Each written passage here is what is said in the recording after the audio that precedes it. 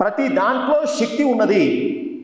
దాన్ని ఏ రకంగా మనం వినియోగించుకోవాలో ఒక వస్తువు ఉన్నదండి. ఆ వస్తువు మనకి ఎట్లా ఉపయోగపడుతుందో ఒక సైంటిస్టు కనిపెట్టి మనకు విధానం చెబుతూ ఉన్నాడు. మన శాస్త్రవేత్త అంటున్నారు, సైంటిస్ట్ అంటున్నారు. మన మహర్షులు కూడా గొప్ప సైంటిస్టులే.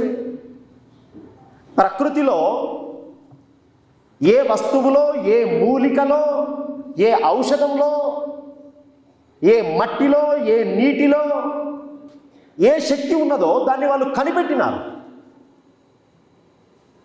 గంగ పవిత్రమైనది, యమున పవిత్రమైనది. ఈ నదులకి ఎందుకు పవిత్రత? సరే, కథలు ఉండవచ్చుగాక. దాన్ని మీరు ఇప్పుడు సైంటిఫికల్గా దాన్ని అనాలిసిస్ చేసినా, రీసెర్చ్ చేసినా ఆ వాటర్ యొక్క పవర్, గొప్పతనం కనబడుతుంది మీకు. అక్కడ వాటరే, ఇక్కడ వాటరే, మన ఊర్లో కూడా ఉంది. ఆ వాటర్కు గొప్పతనం ఉన్నది. ఇప్పుడు మీరు సైంటిఫికల్ రీసెర్చ్ చేసినా కనబడుతుంది. మా మహర్షులు ఎప్పుడో చెప్పారయ్యా, గంగలో మునిగితే పవిత్రత వస్తుంది అని. మానసికమైన పవిత్రత, శారీరకమైన పవిత్రత ఏర్పడుతుందని చెప్పినారు కదా. అంటే ఈ ప్రపంచంలో ఏ వస్తువులో, ఏ మూలికలో ఎంత శక్తి ఉన్నది, దాన్ని ఏ రకంగా రిసీవ్ చేసుకోవాలి మనకు మహర్షులు చూపించినారు. అంతేకాదు, అక్షరాలలో కూడా శక్తి ఉన్నది అని చెప్పి కనిపెట్టిన వారు మన మహర్షులు. మంత్రము ఒక సౌండ్, ఒక అక్షరము, ఒక ధ్వని, ఒక శబ్దము, దాన్ని ఏ ఫ్రీక్వెన్సీలో, ఏ పౌనఃపున్యంలో దాన్ని ఉచ్చరిస్తే ఎంత గొప్ప పవర్ రిసీవ్ అవుతుంది బాడీలోకి అని ఒక సిస్టమేటిక్ డిజైన్ చేసినారు మంత్రాలకి స్వరం. ఒక అక్షరాలలో కూడా ఇంత గొప్ప శక్తి ఉన్నది అని చెప్పి ఎంత గొప్ప రీసెర్చ్ ఉండాలండి. మంత్రానికి అంత పవర్ ఎందుకు వచ్చింది? అలాగే మనకు రూపాలు కూడా మంత్రాలను బట్టే రూపాలు వచ్చినాయి. ఇప్పుడు గణపతికి 32 రూపాలు అంటే అర్థం ఏమిటో తెలుసునా? 32 బీజాక్షరాలలో ఒక్కొక్క బీజాక్షరం యొక్క శక్తి ఒక రూపంగా మనకు చూపించినారు ఉపాసనా మార్గంలో. ఇది మంత్రశాస్త్రంలో కనబడేటువంటి విధానం.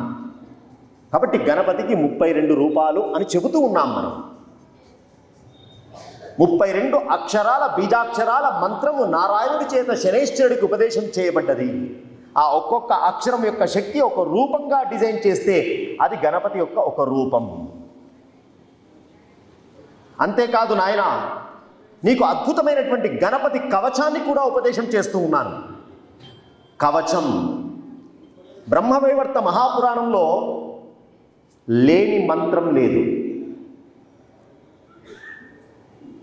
మీకు అన్ని కోరికలకు, సర్వ కోరికలకు ఒక ఉపాయం, ఒక మంత్రం, ఒక స్తోత్రం, ఒక కవచం బ్రహ్మవైవర్త మహాపురాణంలో దొరుకుతుంది.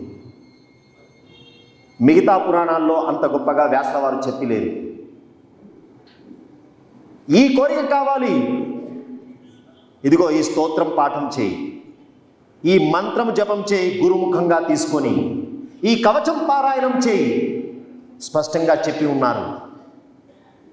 ఎట్లా చెప్పినారు? సంఘటనను బట్టి, సన్నివేశాన్ని బట్టి ఆ మంత్రం చెప్పినారు. ఇప్పుడు చూడండి, ఒక మంత్రం వచ్చింది, అద్భుతమైన 32 అక్షరాల, బీజాక్షరాల గణపతి మంత్రం.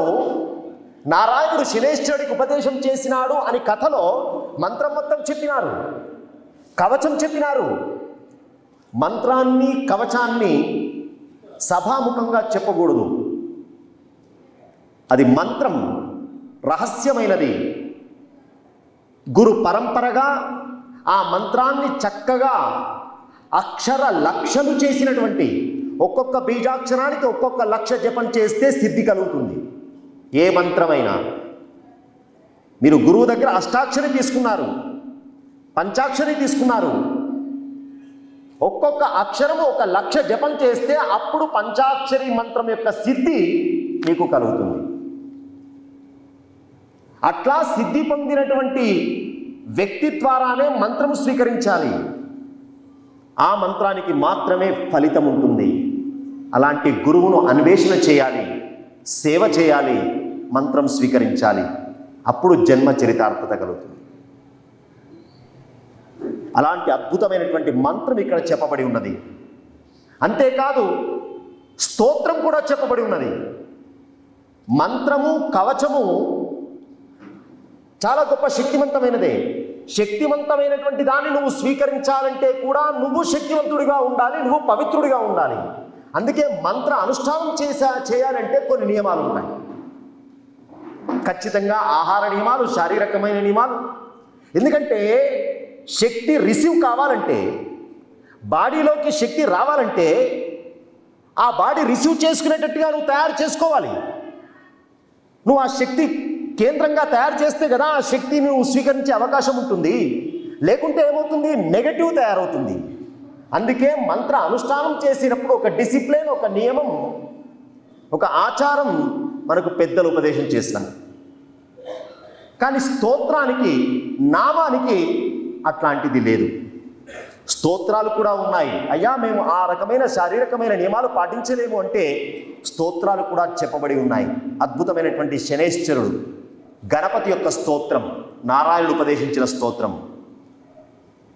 తద్విఘ్ననాశం కురుతే విఘ్నేశ సతతం మునే వర్ధతే సర్వకల్యాణో కళ్యాణ జనక సదా. నాయనా, అబ్బాయి శనైశ్చర, ఈ స్తోత్రం ఎవరైతే పారాయణం చేస్తారో కొన్ని సంవత్సరాల నుంచి పెండింగ్ ఉన్నటువంటి ఫైళ్ళు కూడా, కొన్ని సంవత్సరాల నుంచి అనేకమైనటువంటి ఒడిదుడుకులతో కూడుకున్నటువంటి పనులు కూడా, కార్యాలన్నీ కూడా సులభంగా, సునాయసంగా ఆ కార్యాలన్నీ కూడా సాధించుకోగలడు. అంత అద్భుతమైన స్తోత్రం నాయనా నీకు నేను ఉపదేశం చేస్తున్నాను, మంత్రాన్ని ఉపదేశం చేస్తున్నాను అని చెప్పి నారాయణుడు శనైశ్చరుడికి ఉపదేశం చేసినాడు. అలా శనైశ్చరుడు తన మీద గణపతి యొక్క కరుణ ఇక పరిపూర్ణంగా ఉండాలని చెప్పి ఉపాసన చేసినాడు. గణపతి యొక్క అనుగ్రహాన్ని సంపాదించుకున్నాడు శనైశ్చరుడు. చూడండి, తన తప్పు లేకున్నప్పటికీ కూడా కథ పక్కన పెట్టండి, ఒక సత్పురుషుడు యొక్క జీవన విధానం ఎట్లా ఉండాలి, మానవుడి యొక్క జీవన విధానం ఎట్లా ఉండాలి, కించిత్ కూడా మన పైన మరక అనేటువంటిది ఉండకూడదు జీవన విధానంలో, అంత జాగ్రత్తగా వ్యవహారం చేయాలి అని ఈ కథ మనకు ఉపదేశం చేస్తుంది.